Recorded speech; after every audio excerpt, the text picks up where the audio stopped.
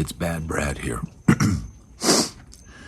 And it's been a very chaotic world we live in now. There are a lot of times where there are comments in my channel that music is not a job. Art and music are not jobs.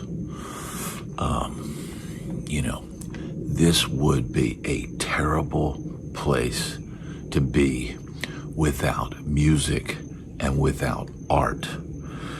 Now, you can argue all day and long that ain't working. That's the way you do it. Get your money for nothing and your chicks for free, right? There's a reason why Mark Knopfler wrote that song. He certainly knew how hard it was in this music business.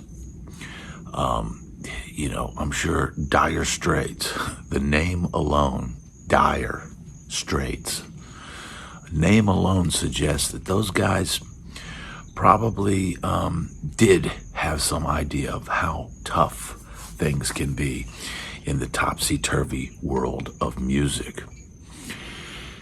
Without music, you would not be able to break the silence. You would not be able to quiet the voices in your head.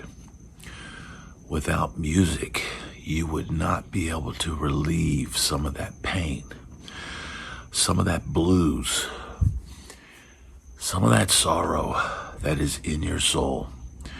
And that's just from everyday life, whether it's the loss of a loved one or the loss of a family pet or the loss of love for life itself. Without music, life would be tough to survive. I can instantly put on a song and it will take me back to that time. We're very much, as we get older, we're very much sort of set in our ways on music. And, I find it hard to find anything in the current musical landscape, current music, that I can really latch onto and, connect with on the same level as the things and the music that I grew up with. Now, being someone who has created new music in the last 5-10 years and put it out and found out how hard it is even to get your friends, even to get people that you maybe gave a ride to school every day, and maybe people that you bought a beer at the bar when they were destitute, and maybe people that you helped out, financially over the years, even to get them to just click on a link and give something a listen is next to impossible. And I've often thought about, why is that? Why is it so difficult to get the people that we grew up with, just your basic friends, people in your Facebook groups, on your Twitter, maybe the people that saw you on a big stage playing with another artist? Why is it so hard for them to click on a link and just give a thumbs up and say, hey, good job? Now, I know there's people out there that do support, music, and maybe support, your band or my band, or, or music that we put out. But I've often, it's like on Spotify, you can see people in your friends list and you could see like what they're listening to. And I see and I go, oh, this person's listening to an old Journey song, or this person's listening to Madonna, or this person's listening to, an old James Brown song, or, any number of things. We all go through phases of life in music. And we listen to different things.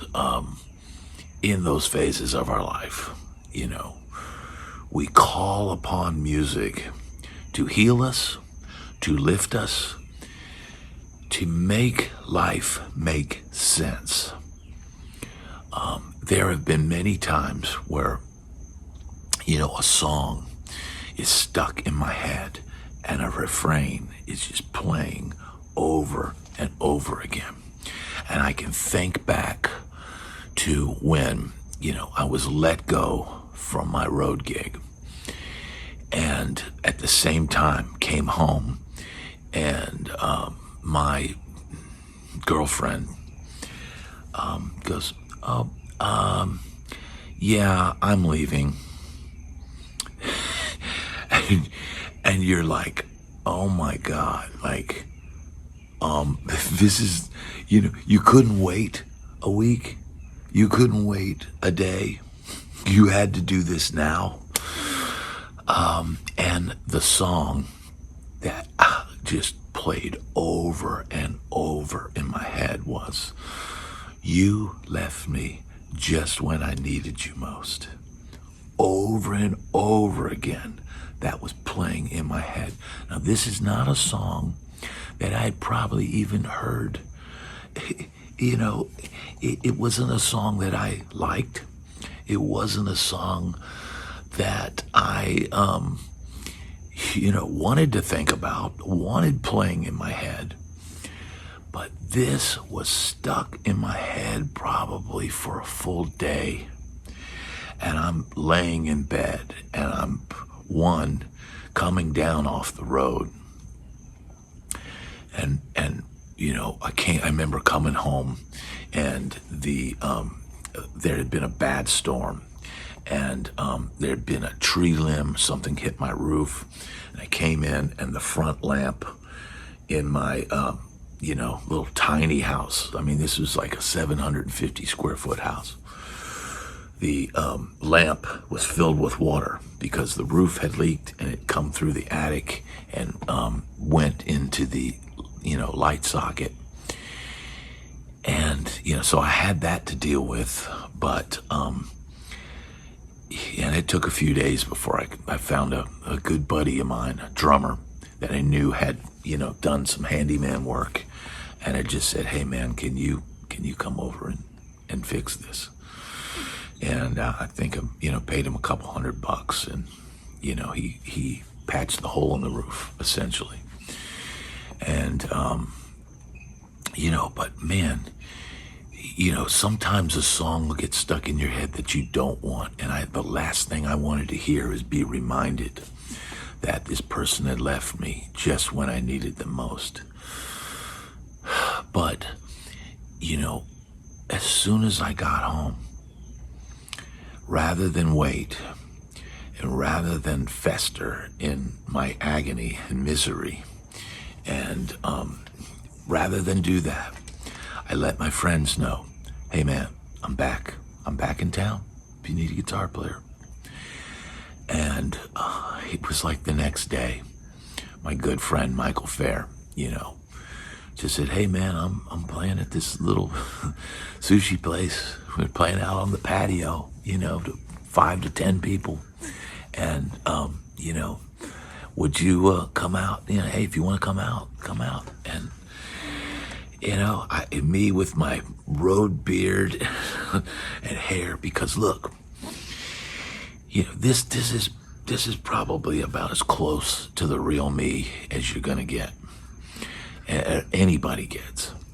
And, this is what I would normally present myself, reasonable haircut, attempt at a shave, and, a clean shirt.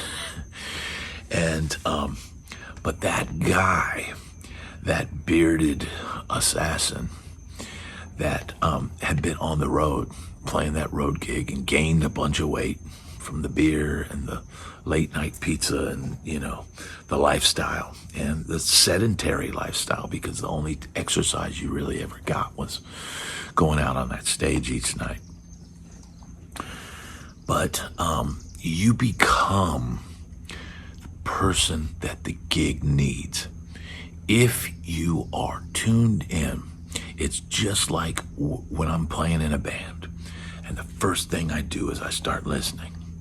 I'm playing, but I'm also listening at the same time. And in order for the brain to do that, from what I understand, the brain makes very rapid, I'm listening to myself, but I'm very rapidly listening to what the drummer is and listening with the bass player and throwing your brain, shifting gears, listening.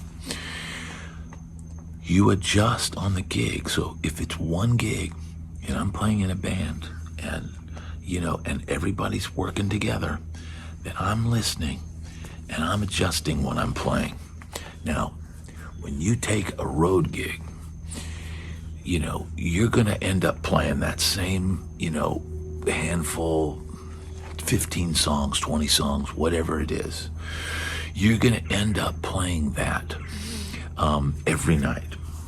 And you're going to find your spots. You're going to find where you can play, what you can play, what you need to do performance-wise, not just playing, but when do I, go out front and really take a big solo? Or, how far can I stretch it out on the solo? How much time do I have? And you're going to become the player. If you're a good player and you're aware of your surrounding, you're going to become the player that the gig needs. You'll become the person that the gig needs. Now, if you're just an unflinching, don't listen to anyone, this is what I do, and maybe not. Maybe you won't become a musical chameleon. But I had become something that, really wasn't in real life.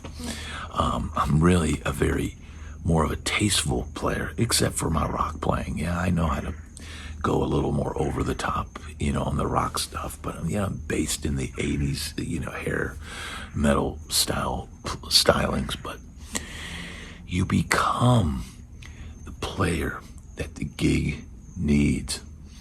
So when I showed up,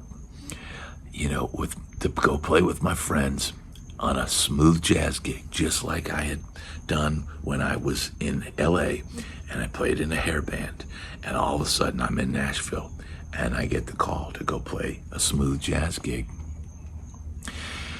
you instantly have to try to adapt and become that person that they need on the gig.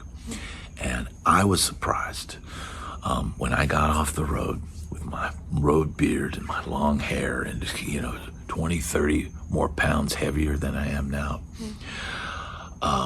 I was surprised that it all came back to me. I didn't lose a step.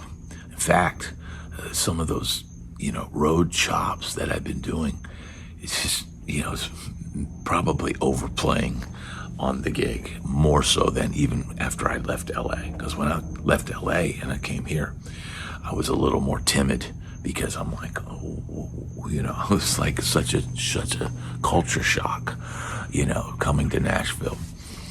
But the bottom line is, without music, and music is work, it is absolutely a job, and I will not tolerate anybody saying it is not. But we are in a fight now for authenticity and realness in music, and I encourage everybody to keep it as real as these conversations that we have right here today. I don't have a script. I don't have to ask ChatGPT, what am I going to talk about today? What I do is I press record, and I go. And that's the way music should be. Your computer might have all this auto-tune, and it might have AI, and it might have all that. And sometimes we need to use it. But you know what? Treat your computer and your recording software like a tape deck. And I tell people that all the time. They'll go, oh, hey man, can you do this? Can you do that? I don't know how to auto-tune vocals, and I don't know how to do major corrections. I know how to do splices, or cut, and insert, and punch. That's what we did back in the day when I was in the studio. You hit a bad note, okay, we're gonna punch you right. We'll punch you in. Punch me in. So I know where to punch in. I know how to punch in. And I encourage people, let's treat it more like a tape deck rather than a AI robot interface. Hey, we've all done projects where we needed to sweeten the vocal or do things. But there's also things that we used to do back in the day that were real to help, boost maybe a subpar vocal. Why do you think we came up with reverb? Why do you think they had delay? Why do you think they used so much of it? Back in the day. Why do you think they doubled vocals back in the day? Why do you think they would put another vocalist and blend it in with the lead vocalist? Why do you think they would do things like that? To try to make it sound better. And there ain't nothing wrong with polishing, what.